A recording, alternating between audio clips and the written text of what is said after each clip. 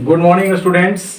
2024 में 12th class के जितने भी स्टूडेंट्स एग्जाम देने वाले हैं वो 11th पढ़े हैं पूरा ग्रामर, 12th में अगस्त आ गया है, अगस्त तक पढ़ लिए हैं और वो अपना भी चेक नहीं किए हैं कि आखिर उनको जानकारी कितना है।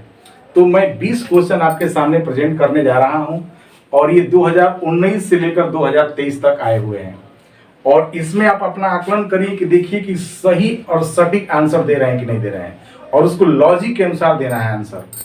जहां आपको कहीं दिक्कत होगा मैं एक्सप्लेन करने की कोशिश करूंगा कि क्यों यही इस क्वेश्चन का आंसर यही क्यों होगा।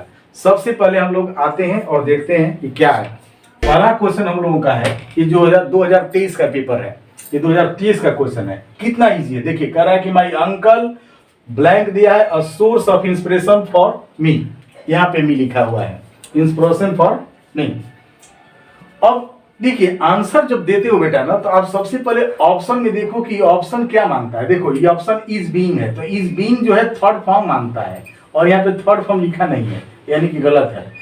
वाज बीइंग है, ये भी थर्ड फॉर्म का है, तो ये तो दो नहीं होगा, ऐसे ही तो नहीं होगा।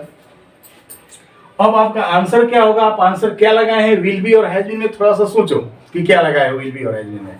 तो दोनों का हिंदी देखो, विल बी का हिंदी होता है होगा और होगी और हैज बीन का हिंदी होता है रहा है रही है। तो यहां पे कह रहा है कि my uncle will be a source of inspiration for me. मेरे अंकल होंगे और मेरे अंकल रहे हैं, मेरे अंकल रहे हैं, ठीक ना। तो सबसे ज्यादा सुटेबल हैज बीन लग रहा है, इसलिए यहां पे आंसर हैज बीन होगा। जो हैज बीन वाला होगा वो एक्यूरेट चल रहा है। चलिए नंबर 2 क्वेश्चन देखते हैं। व्हेन दिया है, when Radha back she will sleep. यहां पे देखिए विल दिया है, विल सी विल स्लीप। तो आप अच्छी तरह से जानते हैं, पढ़े भी होंगे। आज जो नहीं जानता है वो जानने की कोशिश करे कि जब यहाँ पे व्हेन हो जाए और चाहे इफ हो जाए, इसे कंजक्शंस बोलते हैं, व्हेन हो जाए इफ हो जाए, तो इसके जस्ट वाला सेंटेंस प्रेजेंट इंडेफिनिट में होता है। अगर यहाँ पे विल और शैल रहेंगे, यहाँ पे विल और शैल रहेंगे तो ये सेंटेंस प्रेजेंट इंडेफिनिट बनता है। और यहाँ पे राधा जो है वो सिंगुलर सब्जेक्ट है, इसके साथ कम्स का यूज होगा, यानी कि बी एस का आंसर होगा। तो आप समझने की कोशिश करिए, अगर यहाँ पे कम्स होता और ये ब्लैंक विल होता तो यहाँ पे भी लगते। तो दूसरा क्वेश्चन इस तरह से आ सकते हैं हमारे, ठीक है। आगे देखते हैं तीसरा क्वेश्चन। तीसरा क्वेश्चन है कि your father got a nice car. कितना इजी क्वेश्चन है, व्हाट इजी, बिल्कुल इजी है, योर फादर। लेकिन स्टूडेंट्स योर को कंफ्यूज करते हैं। अब यहाँ पे योर देख ली तो उनको लगा समझ में कि योर लगा है, यानी कि यू के साथ हैव लगता है, इसलिए आंसर वो है मारेंगे। लेकिन यू अगर सिर्फ रहता तब हैव का आंसर होता है, यहाँ पे हैज आंसर होगा, क्योंकि योर फादर से एक व्यक्ति का बोध होता है। तो has your father got a nice car. तो ये तीसरा का भी उसी तरह से। अब हम लोग देखते हैं कि चौथा कैसे होता है। चलो, अगर ये आइदर ऑफ द टू एक्सेप्टेबल्स है, ये फोर्थ नंबर है, ठीक है। और फोर्थ नंबर पे देखिए बेटा है आइदर ऑफ टू एक्सेप्टेबल। अब यहाँ पे आइदर है तो आप बहुत अच्छी तरह से जानते हैं कि आइदर ऑफ जब होता है, आइदर ऑफ चाहे नाइदर ऑफ चाहे नीदर ऑफ, अगर ये सब्जेक्ट ई चल रही है तो उसके साथ सिंगुलर वर्ब होता है, सिंगुलर वर्ब। तो ऐसे ही आर और हैव नहीं होगा। अब यहाँ पे इज हो सकता है या हैज हो सकता है। तो यहाँ पे इज है तो either of two is acceptable, स्वीकारी है, तो इज का प्रयोग होगा, हैज तो होगा नहीं। अब देखिए फिफ्थ नंबर क्वेश्चन है, the doctor suggested the patient take a medicine. जब बेटा आप इनडायरेक्ट जब बनाएंगे तो इनडायरेक्ट में होता है कि सजेस्टेड हो और चाहे प्रोपोज्ड हो। यहाँ पे अगर ये सजेस्टेड और प्रोपोज्ड वर्ड आ जाए, माइंड में सेट कर लो, इसको नोट कर लो, लिख लो। अगर सजेस्टेड और प्रोपोज्ड शब्द आ जाएगा तो यहाँ पे जो हेल्पिंग वर्ब होता है वो शुड होता है, याद कर लीजिए। यहाँ पे हेल्पिंग वर्ब शुड होता है, यानी कि इसका आंसर बी होगा, पांचवा का आंसर बी होगा। आइए हम देखते हैं 6 नंबर पे। आई वेटिंग सिंस मॉर्निंग। जैसे ही सिंस ऑफ फॉर आ जाता है, याद आ रहा होगा, टेंस का बहुत सिंपल सा पॉइंट है कि सिंस ऑफ फॉर होगा, सेंटेंस प्रेजेंट परफेक्ट कंटीन्यूअस है और इसका आंसर बी होगा। 7वां नंबर देखिए, ही कम विद अस, जब कम आ गया यानी कि यहाँ पे इज हो नहीं सकता है। ही के साथ हैव लगेगा नहीं, डू जो है लगेगा नहीं क्योंकि ही के साथ डू होगा नहीं, तो विल हो सकता है, विल के साथ भी वन होता है, यानी कि 7वां नंबर पे ये होगा। इस तरह से हम लोग आगे को देखिए। क्वेश्चन डी है कि द 8 नंबर कि the great scholar and poet died, ये थर्ड फॉर्म है। पहले तो आप माइंड में सेट कर लो बेटा कि ये थर्ड फॉर्म है, तो थर्ड फॉर्म है तो या तो हैज लगेगा नहीं तो हैव लगेगा, ये दोनों लग नहीं सकते हैं।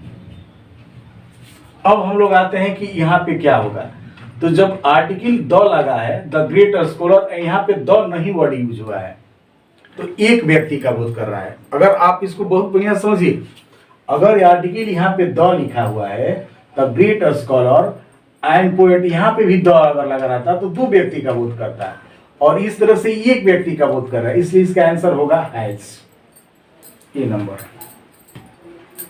9 नंबर देखिए, अब 9 नंबर आप अपने से गेस करिए क्या आंसर होगा। Let me the classroom, let me, let अगर वर्ड आ जाता है तो हमेशा वर्ब का फर्स्ट फॉर्म आता है, और वर्ब का फर्स्ट फॉर्म सी है, इसलिए इसका आंसर सी होगा। क्वेश्चन नंबर 10 देखिए, यस्टरडे, जब कोई भी बीता हुआ समय दिया रहता है तो सेंटेंस कहाँ जाता है, देखिए अपने से आंसर दीजिए, इसमें क्या होगा। जब कोई भी बीता हुआ समय पास्ट का टाइम देता है, यस्टरडे आई, तो पास्ट इंडिफिनिट में सेंटेंस होता है, और पास्ट इंडिफिनिट का ये डी है, यानी कि 10 नंबर का आंसर डी होगा, वेंट। अब आते हैं यहाँ पे 11 नंबर पे, ही ड्राइव टू वर्क, ही है और ड्राइव ही वन है, यानी कि या तो डिड हो सकता है नहीं तो डज हो सकता है, तो यहाँ पे डज यहाँ पे दिया है, यानी कि इसका आंसर डी होगा, तो 11 का आंसर डज होगा। देखिए 12 नंबर क्वेश्चन है 12 कि Amar says that he English lesson every day. अब सेज दैट और सेड दैट आप जब पढ़े होंगे नरेशन, तो उस नरेशन में देखते हैं कि ये रिपोर्टिंग वर्ब सेज होता है सेड, जब सेज होता है तो टेंस नहीं बदलता है। अगर यहाँ पे सेड रहता तो इधर भी पास्ट इंडिफिनिट होता है, यानी कि इधर भी प्रेजेंट इंडिफिनिट होगा, लेकिन देखिए इधर सब प्रेजेंट इंडिफिनिट में है, तो यहाँ पे एक जो आपका ऑप्शन है टेकिंग, ये तो हो नहीं सकता क्योंकि इसके साथ हेल्पिंग वर्ब नहीं है। इज टेकिंग हो सकता है, आपका टेक्स भी हो सकता है ई के साथ, और हैज टेकन भी हो सकता है, लेकिन एक जो मार्केबल चीज है उसको देखिए, यहाँ पे दिया है एवरी डे। जब एवरी डे लग जाता है, ठीक है ना, डेली लग जाता है, तो ये देखा जाता है कि सेंटेंस वो प्रेजेंट इंडिफिनिट में बनता है, तो इस एवरी डे के चलते यहाँ का आंसर सी होगा। Amar says that he takes English lesson every day, तो जो टेक्स लिया होगा सी, उसका आंसर सही है। आगे देखते हैं 13 नंबर, वुड यू माइंड। आप जब पढ़े होंगे तो आपको बताया गया कि वुड यू माइंड जब भी वर्ड होता है, हालांकि आंसर आप दे दीजिए कि क्या होगा, वुड यू माइंड। अब देखिए, अब इसको समझिए, जहां भी वुड यू माइंड होगा तो उसके साथ हमेशा V4 का प्रयोग होता है। वुड यू माइंड कहीं भी देखिएगा V4 यहाँ पे सी है, आंसर सी होगा। आगे चलते हैं, इसको याद करिएगा, वुड यू माइंड, ये क्वेश्चन हमेशा आता है, हालांकि आपका क्वेश्चन आया हुआ है, ये देखिए, the cost of paper and printing too high. यहाँ पे क्या है, आगे यहाँ पे पेपर भी है, प्रिंटिंग भी है, और यहाँ पे अप है, तो देखते हैं कि प्रीपोजिशन जो अप है सबसे शुरू में क्या लिखा गया है, और ये अगर सिंगुलर है तो यहाँ पे वर्ब सिंगुलर होगा, तो सिंगुलर वर्ब कौन सा है, तो एक हैज और एक इज है, यानी कि ए नहीं हो सकता है, आर नहीं हो सकता है, या तो हैज हो सकता है या इज हो सकता है। अब ये दोनों में क्या होगा, इसको देखते हैं। तो इस दोनों के लिए हम क्या करेंगे कि कह रहा the cost of paper and printing is too high, has too high, तो आप ही देखिए क्या है कि इज सेट कर रहा है, हैज तो हो ही नहीं सकता है, पास थोड़ी बताना है, इज बताना है, यानी कि आंसर डी होगा। अब यहाँ पे देखिए, ये सब्जेक्ट वर्ब एग्रीमेंट का क्वेश्चन है। अब कोई भी सिंगुलर नाउन और से जुड़ा हो, और से सिंगुलर नाउन और से जुड़ा हो, यहाँ पे मेरी है और से, तो और चाहे नर से, तो उसके साथ सिमिलर वर्ब का प्रयोग होता है। और यहाँ पे गॉन V3 है, यानी कि इसका आंसर क्या होगा? इसका आंसर बी होगा, हैज होगा। आइए हम देखते हैं question number 16। She be above 40, she is नहीं होगा, वह होगी, she will be, she will be, ये तो एकदम इजी है। 16 का सी विल बी। तो इस तरह से आपका 16 हुआ। अब हमका चर क्वेश्चन और उसको भी देखते हैं। ओके, अब देखिए 17 है कि those are probably the furniture in the showroom. अब यहाँ पे द वर्ड का यूज हुआ है, तो द का यूज हुआ है तो यहाँ पे फैंसीएस्ट हो जाएगा, यानी कि सुपरलेटिव डिग्री का यूज होगा। अब देखिए द गुड कभी होता है, आप सुने हैं कि द गुड होता है, द गुड तो नहीं हो सकता है, तो फैंसी नहीं होगा। और फैंसीएस्ट ई वर्ड है, फैंसीएस्ट ये नहीं है थर्ड फॉर्म। और मोस्ट और फैंसीएस्ट भी नहीं हो सकता है, कि दो सुपरलेटिव डिग्री एक साथ नहीं होता है, दो सुपरलेटिव डिग्री एक साथ नहीं होगा, यानी कि 17 का आंसर बी होगा। अब देखिए फिर एक क्वेश्चन आ गया, ये इफ सी रीड्स, देखिए प्रेजेंट में है, तो जब प्रेजेंट में है तो इधर फ्यूचर में, यानी कि बी होगा। ये प्रोनाउन का चैप्टर है, रिफ्लेक्सिव प्रोनाउन का। रेखा हैज हर्ट, तो एक रेखा एक लड़की का नाम है, ठीक है ना, तो इसके लिए क्या होगा? हर सेल्फ होगा, क्योंकि ही के साथ हिम सेल्फ, सी के साथ हर सेल्फ, यानी कि इसका आंसर हर सेल्फ होगा। और 20 जो है पैसिव वॉइस है, इस पैसिव वॉइस को बनाइए तो आप देखते हैं कि कौन बनाता है। आप 20 जो हु डिड इट, यानी कि हु का पैसिव हो जाएगा बाई होम, और ये पास्ट इंडिफिनिट पे तो होगा वाज, इसके बाद इट और डन, तो इसका ऑप्शन ए हो जाएगा, जो ऐसे बना देगा उस तरह से।